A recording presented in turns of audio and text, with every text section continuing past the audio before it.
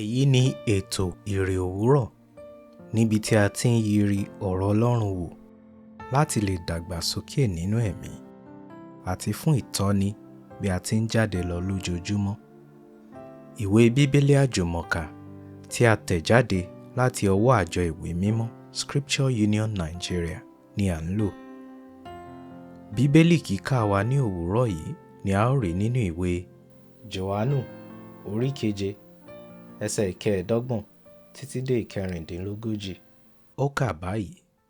Nígbà náà ni àwọn kan nínú àwọn ará Jerúsálẹ́mù wí pé, ẹni tí wọ́n ń wá ọ̀nà láti pa kọ́ yìí, sì wò ó ń sọ̀rọ̀ ní gbangba, wọn kò sì wí nǹkan sí i. Àwọn olórí á mọ̀ ní tòótọ́ pé èyí ni Kristi náà, ṣùgbọ́n àwa mọ ibi tí ọkùnrin yìí gbé ti wá. Ṣùgbọ́n nígbà tí Kristi bá dé, kò sí ẹni tí yóò mọ ibi tí ó gbé ti wá. Nígbà náà ni Jesu kígbe ní tẹ́ḿpìlì bí ó ti ń kọ́ni wípé, ẹ̀yin mọ̀ mí, ẹ sì mọ ibi tí mo ti wá. Èmi kò sì wá fún ara mi, ṣùgbọ́n olóòtítọ́ ni ẹni tí ó rán mi, ẹni tí ẹ̀yin kò mọ̀. Ṣùgbọ́n èmi mọ̀ ọ́n, nítorí pé lọ́dọ̀ rẹ̀ ni mo ti wá, òun ni ó rán mi. Nítorí náà, wọ́n ń wá ọ̀nà àti mú un, ṣùgbọ́n kò sí ẹnìkan tí ó gbé ọwọ́ lé e, nítorí tí wákàtí rẹ̀ kò tíì dé. Ọ̀pọ̀ nínú ìjọ ènìyàn sì gbà á gbọ́, wọ́n sì wí pé, nígbà tí Kristi náà bá dé, yóò wá ṣe iṣẹ́ àmì jù wọ̀nyí tí ọkùnrin yìí ti ṣe lọ. Àwọn Farisí gbọ́ pé ìjọ ènìyàn ń sọ nǹkan wọ̀nyí lábẹ́lẹ̀ nípa rẹ̀. Àwọn Farisí àti àwọn olórí àlùfáà sì rán àwọn oníṣẹ́ lọ láti mú un.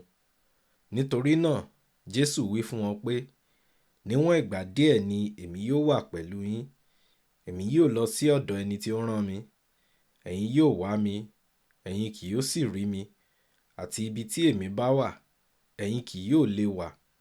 Nítorí náà ni àwọn Júù ń bá ara wọn sọ pé, níbo ni ọkùnrin yìí yóò gbé lọ tí àwa kì yóò fi rí i? Yóò wá lọ sí àárín àwọn Hélénì tí wọ́n fọ́n káàkiri, kí ó sì máa kọ́ àwọn Hélénì bí? Ọ̀rọ̀ kí ni èyí tí ó sọ yìí? Ẹ̀yin yóò wá mi, ẹ̀yin kì yóò sì rí mi, àti ibi tí èmi bá wà, ẹ̀yin kì yóò lè wà. Ìhà wo ni ó kọ sí Jésù? Àwọn kan wo Jésù bí ẹni tí wọ́n ń wá ọ̀nà àti pa á. Ẹsẹ̀ 25 àti 26. Ṣùgbọ́n kò sí ẹni tí ó lè pa á nítorí àkókò rẹ̀ kò tíì tó.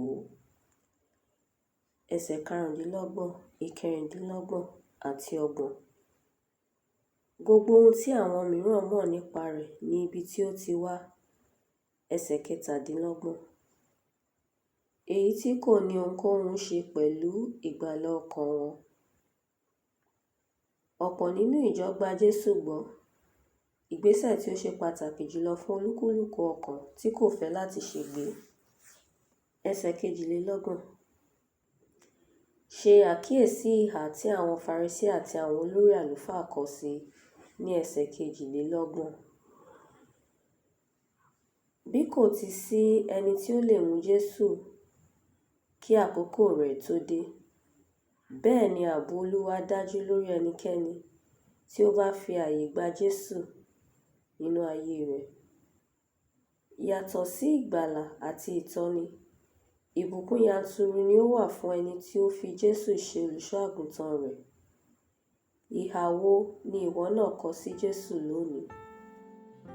Àdúrà. Mo fi ọ́ ṣe ìgbẹ́kẹ̀lé mi, Olúwa.